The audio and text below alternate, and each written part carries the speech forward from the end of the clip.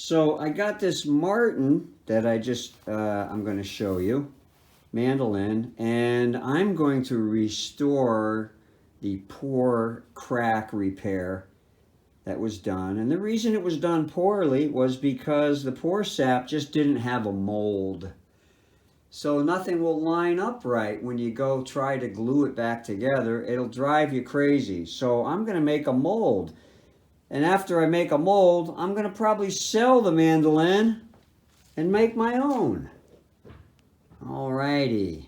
Here's the first step. You take some plywood and start gluing it together till you got a stack about yay high. Alright then. So here's the mandolin in question. It's been poorly repaired. Really poorly repaired. It had a big split all the way around, and you can feel the ridges here. It's pretty bad. So the back is coming off. The back is going to come off in one piece, and I'm going to patch that correctly inside here, make it nice and flat, and glue it back together, and probably do an overspray on a lot of it. It's already been oversprayed, like really badly, so I'm going to clean that up. And yeah. So whoever worked on this before used epoxy here, and or something that was completely non-water soluble. So I just basically painstakingly chiseled it out, and I'm just gonna continue on removing the rosewood binding. Alrighty then. Here's something you don't see every day. The inside of a Martin from the early 1900s. I'm going to say about a 1919. I think I looked it up. Look at that. And it got off in one piece. I got some bracing that needs gluing and everything, but it got off in pretty good one piece. Look at that inside. Man, that's nice. And here's the problem. Right here. Those cracks were glued poorly. Oh boy, look at that. Okay. What? Oh man, there's a piece of history here. Look at this.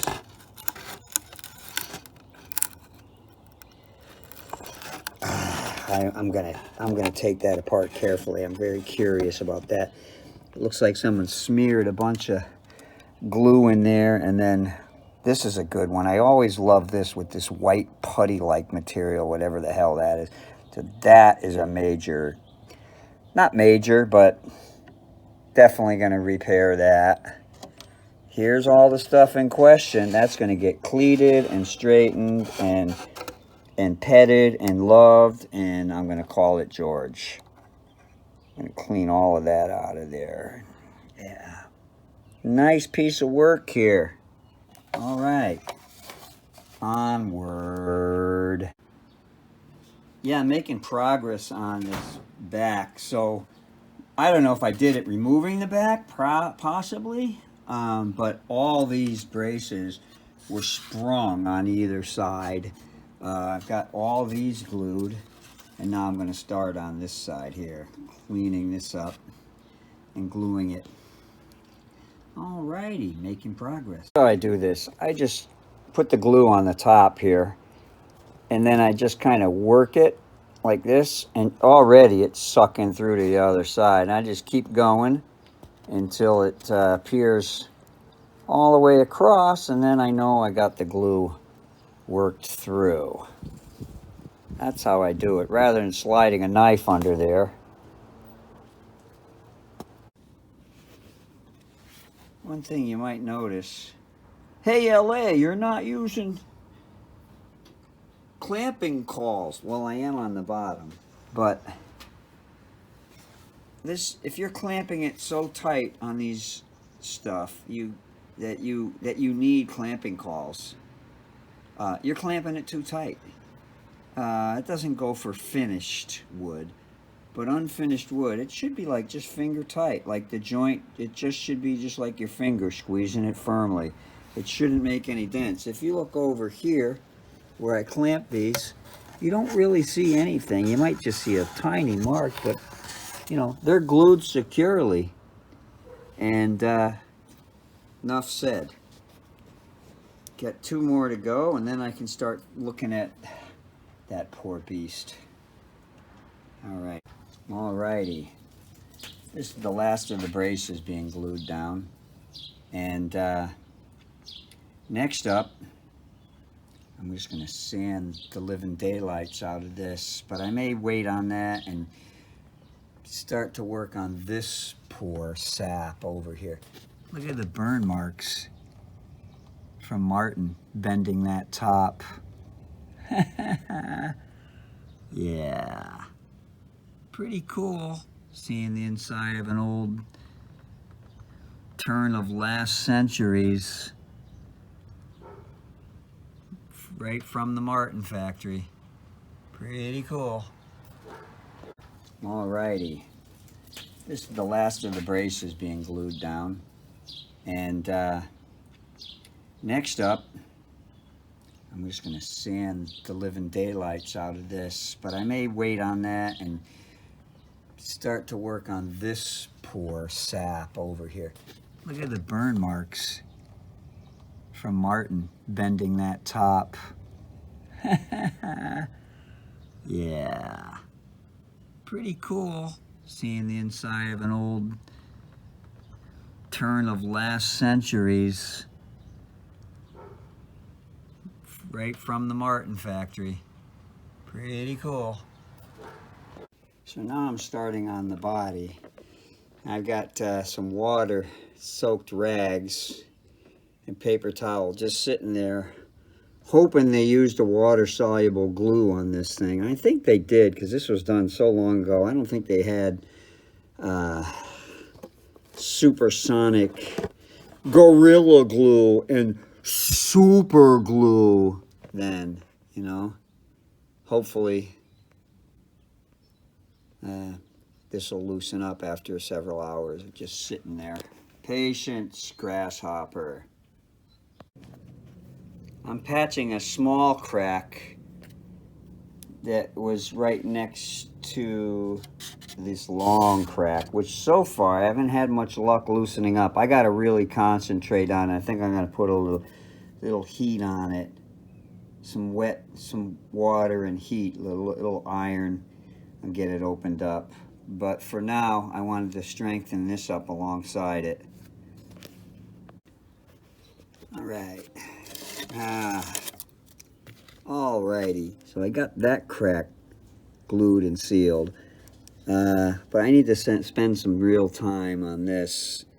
It looks like it's being a little stubborn, this crack going over. So I'm going to have to use a little heat, and I'm going to have to monitor it. I'm going to have to be on it like a duck on a June bug, because I don't want to burn a hole through my nice side. So the weekend's coming up, but I'm going to be out of town playing with the great Boo Boo Davis. So yeah, I'm just going to have to put it off for a little bit till next weekend, I reckon.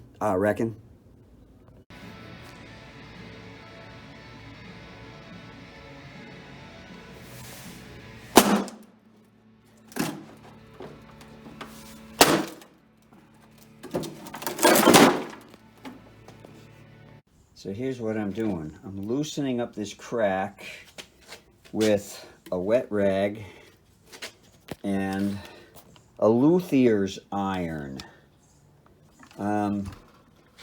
Yeah, it might mess the finish up a little bit, but nothing else was working on this. So I'm going to open this up little by little and seal it up little by little all the way around. Hopefully that'll work. Let's try it. Yeah, I got that. That was sticking way the hell out before, and you can't see it, but it's pretty smooth now. Yeah. This spot here is okay. you know. And then right here, it starts to get pretty funky all the way over. So I'm going to let this dry and then just steam this open and re-glue it. Hopefully that'll be good. It will be good, or it will be. Well, I'm making progress. So what someone did was they just slopped a whole crap ton of hide glue in here and then slapped this cigar box cutting on there. So I've been slowly getting that out. I patched this. There was a big chunk missing out there. Here's what it looks like on the other side. So yeah, that was a nasty repair that someone did. And I'm just going to keep working at this. Clean that all up. And put some patching in there. These sides are weak. Very thin and weak. You gotta be careful. Alright, so I've got this interior sides pretty much the way I want it. I may sand a little more, but what I've done now is I've marked off just with a light pencil the areas that need new kerfing. So I'm gonna go around and rebuild spots. Man, this thing's not focusing for crap. Sorry. Sorry about the camera work. Yeah, so I marked off spots just lightly with pencil where the kerfing needs to be rebuilt. So now I'm going to go and cut some kerfing. It needs to be like, you know, quarter inch by 1/8 of an inch. Yeah, I'm going to cut some out of mahogany. Why didn't you do cross grain here, LA? Well, I thought about cross grain. This seemed to strengthen the sides more. These sides were so thin, you know, that I just went ahead and just put in, and it's ironic, this is actually from a modern Martin that was arrived and was in splinters thanks to, UPS. So, ironically, 100 years later, there was a Martin donating to this Martin. Awesome, huh? All right, I got some new kerfing put in there with the old patches. I'm going to just clean off all the old glue, and I'm going to cut some Brazilian rosewood strips off of this scrap here that I cut off of a fingerboard. I'm going to cut some strips at work for the binding. All right, here's the genuine Brazilian rosewood binding. I cut using my trusty luthier's friend drill press sanding station. Pretty cool little unit. What's a drummer's favorite music store? Musician's friend. All right, moving onward. All right, so I'm preparing to glue this back onto this fine 1900s Martin mandolin, and I got the little guide pins in there glued in and drying, and in my test fitting it fit really good except for this one spot. So I've got these. I can pull the side out a little bit. It's kind of, it's going to pull out nicely and clamp down. So now I'm going to prepare all the clamps and just glue it down. Here we go. Well, for better or worse, richer or poorer, sickness and in health, blah bitty blah, woof woof, arf the arf, there it is. There it is. It's going to let it dry overnight, even though it's pretty dry today, but I got other things on my mind because it's my sweeties and my anniversary. So there you go. We're just going to let that marinate. This is what I'm going to use to clean out that binding slot. This StuMac, this is a great unit right here. I've had this for years and years. Works pretty good on stuff like that. This is going to be my Acme L.A. Jones Binding Bender 2000. Stay tuned. First thing you do is cut a circle into this. I don't know if this is tin or what the heck it is, but cut a circle in there. Then you cut some slits in it, and you make something like this. Precision work. Then you insert it in there, like that. Now that's gonna spread the heat around. I'm gonna heat that with a torch, and that's gonna spread the heat around evenly for my Acme L.A. Jones Binding Bender 2000. All right, so here's the Acme Binding Bender in action. And looks like I melted the baffle inside. That wasn't tin like I thought. So, oh well, we're gonna proceed onward. I've soaked this wood for like 2 weeks. More than I needed, but things came up, so I just left it in the tub. So I'm gonna just bend it to fit this form. And there it is,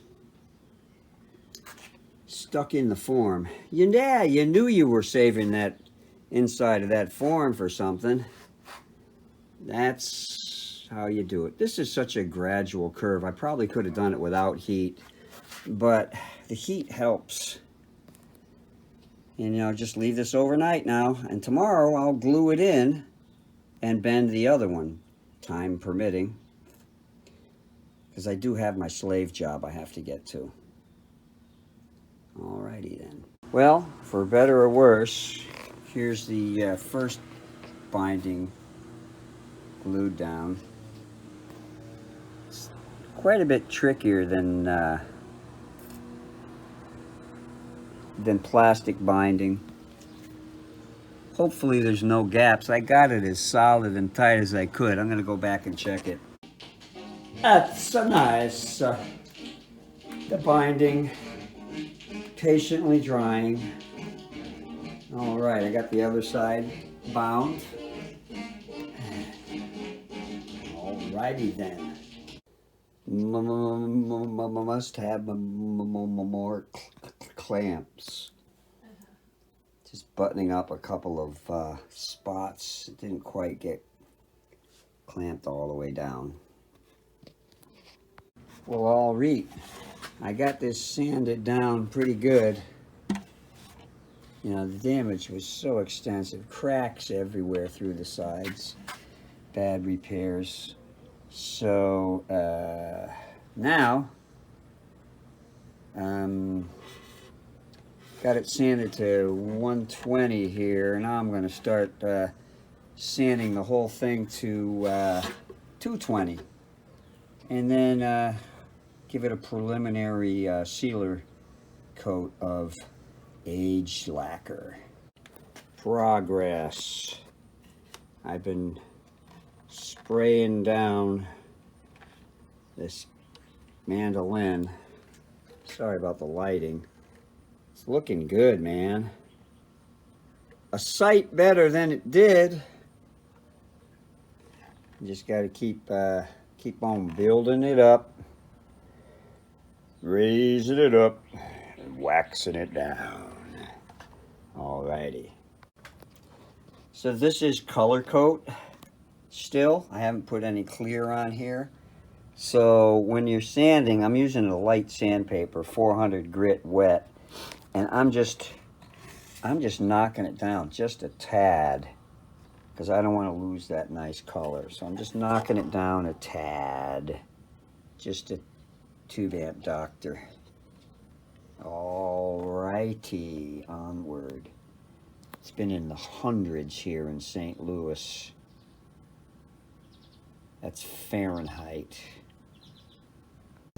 Alright, here it is all buffed and polished. not too bad, eh? Not too bad. Now to wax it and put it back together. And there it is, all done. Not too bad. Nice, huh? Alrighty then. I'm considering offering this up for sale. I have a Gibson, so anyways.